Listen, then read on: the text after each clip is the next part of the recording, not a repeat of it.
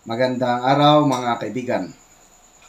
Gusto kong magbigay ng reaksyon dito sa mensahe ng Pangulong Marcos Jr.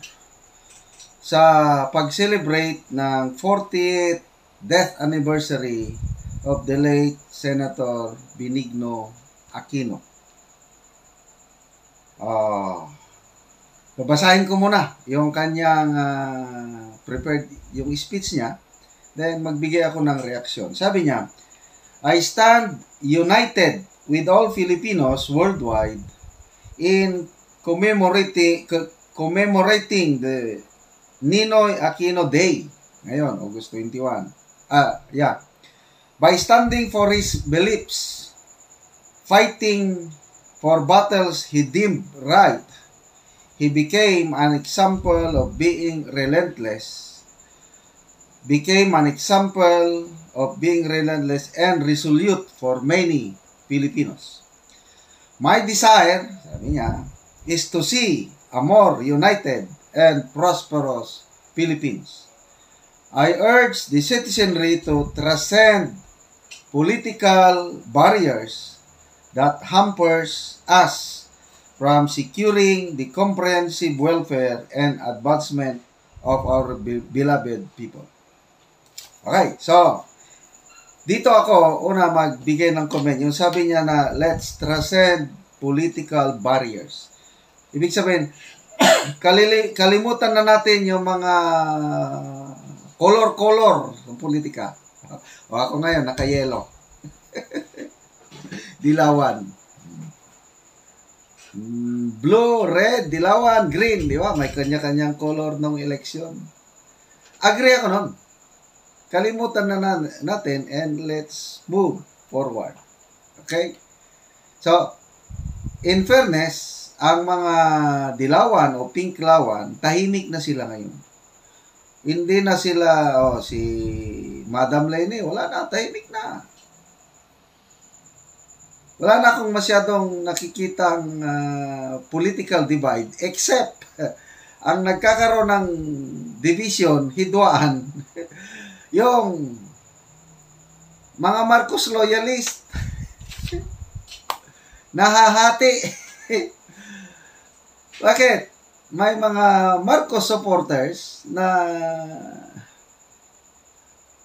ayaw tignan ang mga kamalian na nagagawa ng PBBM admin. They blindly support ang administration, ignoring yung mga kamalian. So, may grupo din na they still support this administration, kaya lang nag-iingay yung mga nakikitang hindi magandang ginagawa. So dito ako sa pangalawang grupo. I want this administration to succeed.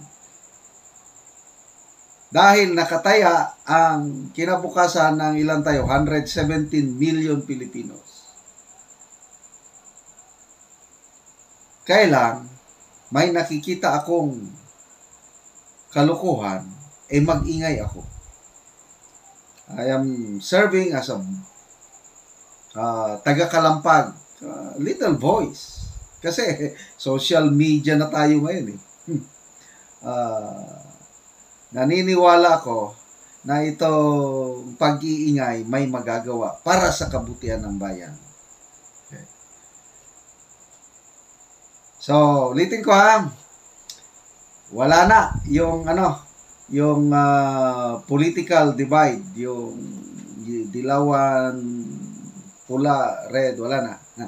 Ang problema ngayon is itong mga frustrated Marcos supporters na nagsasabi na sayang yung suporta nila, na sayang yung tiwala nila kasi nakikita nila may mga maling ginagawa. Ano yung sabi ng Pangulo? I desire to see a more united and prosperous Philippines. Sana nga mapaunlad ang ating bansa. Kasi yun ang pangako bayan babangon muli. Paano tayo uunlad?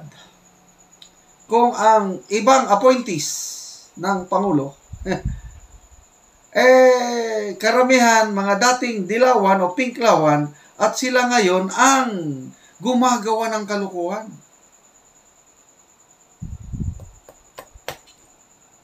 Ang dami nang nakaupo na mga dilawan. Okay sana yun. Kahit dilawan ka dyan, kung gagawa ka ng tama, di maganda. Kaya lang, yung ang daming lalo na sa Department of Agriculture. Diyan ang may pinakamalaking kalokohan na nakikita ko. Department of Agriculture. Kawawa ang ating mga farmers.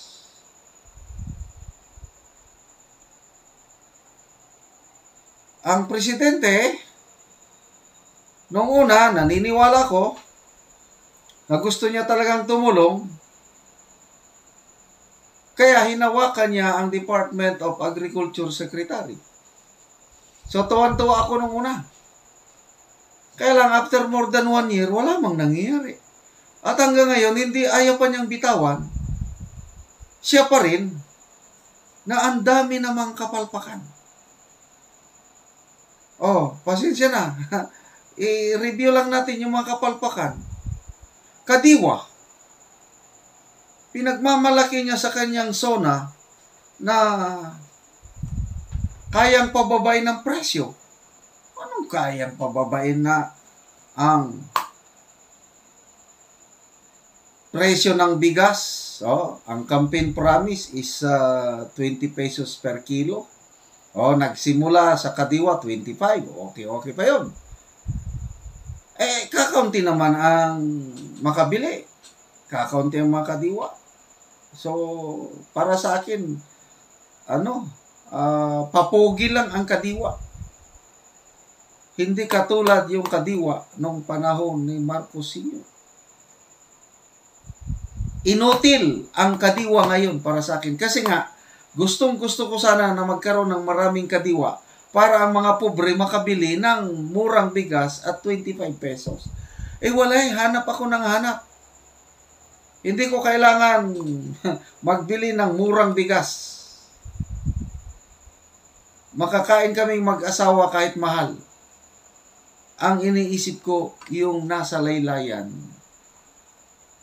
na naghanap ng murang bigas, wala silang mabili. So, nasa na yung campaign promise na 20 pesos?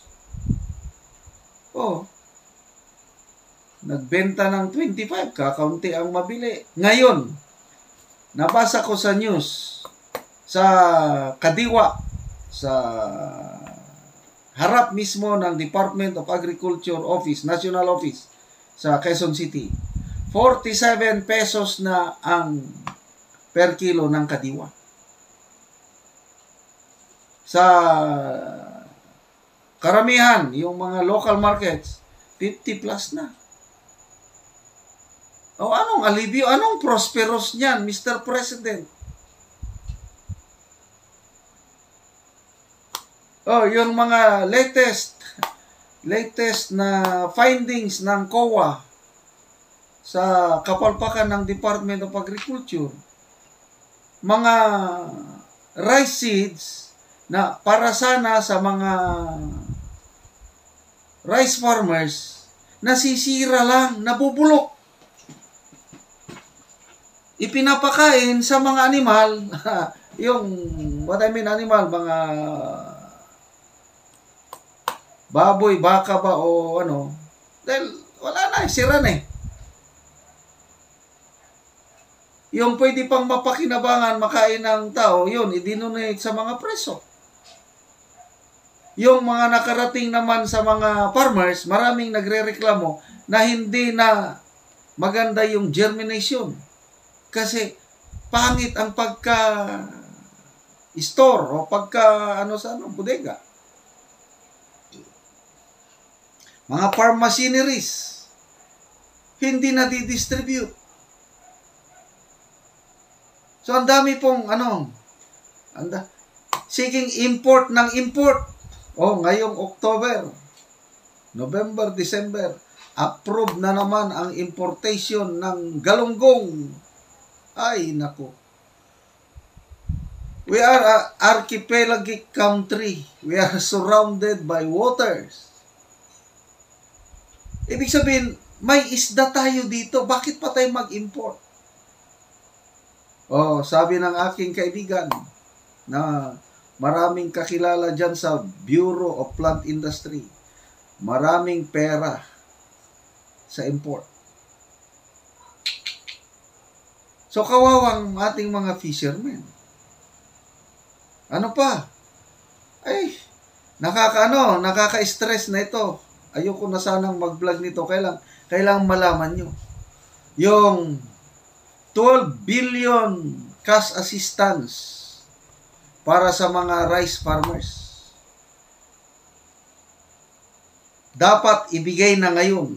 Kasi, yung batas natin na rice tarification law, automatic ang gobyerno may nakukuhang buwis sa mga negosyante ng bigas. So, ang 12 billion na collection last year, nakalaan cash assistance ng mga farmers na ang lupain nila less than 2 hectares. So, 5,000 pesos each farmer ang matatanggap. So, hanggang ngayon di pa nire-release. Pinapalo up ng SINAG, Samahang Industriya ng Agrikultura sa Pilipinas. Chairman nila, Mr. So. Pinapalo up na sana i-release na. Ang tanong, kailan i-release? So, paano tayo aasenso? How can we see a progressive Philippines kung ang department o kung ang presidente na siya ang Department of Agriculture, wala siyang magawa dyan sa pagbigay ng cash assistance sa mga farmers. Wala siyang ginagawa sa mga nabubulok ng mga rice seeds. Yung mga farm machineries hindi dinidistribute. Ang nai-distribute, again, feedback na natanggap ko. Yung mga farm machineries na nai-distribute, low quality. Daling masira. Non-branded.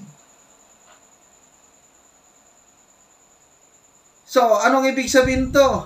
Yung procurement system, yan, ganyan na naman. Mahalang ibinayad, kailang reality, low quality. Yan po ang ating gobyerno ngayon. Kaya, dapat, kaya ito nga ang rule ko, mag-ingay. May maalala pa ko. Sabi, let's be prosperous. Ang nagiging prosperous lang ang mga nakaupo sa gobyerno, lalo na ang mga executives sa iba't ibang ahensya. Example, SSS, Social Security System. Kawawa ang mga pensyonado na kakaunti yung pensyon nila. Pera nila yan eh. Alam nyo, ang nakikinabang, ang top executives ng SSS. Ano yan? President, CEO, Senior Vice President, and Executive Vice President. Ang laki ng allowance nila na find out ng COA.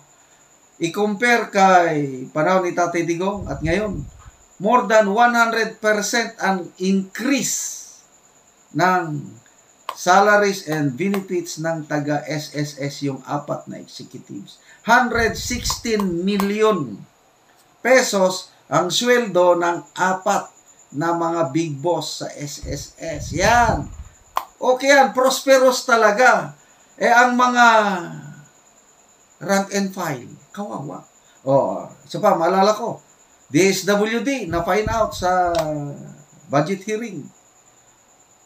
Ang daming undersecretaries, ang daming assistant secretaries, 10 YOSEC, 20 ASEC, na sumusweldo ng more than 100,000 a month. Samantalang ang mga workforce ng DSWD, karamihan contractual. walang benepisyo. So, Mr. President, maganda yung mensahe mo. Kailang totohanan ba yan? O lip service lang? Nagtatanong man lang. Okay? So, wag na nating pag-usapan yung tungkol kay Benigno Aquino, kung ano man siya. Basta, kalimutan na natin. Ngayon, present, paano tayo progreso kung ang mga nakaupo sa gobyerno ang nauunang napupuno ang mga bulsa nila? Nagtatanong lang.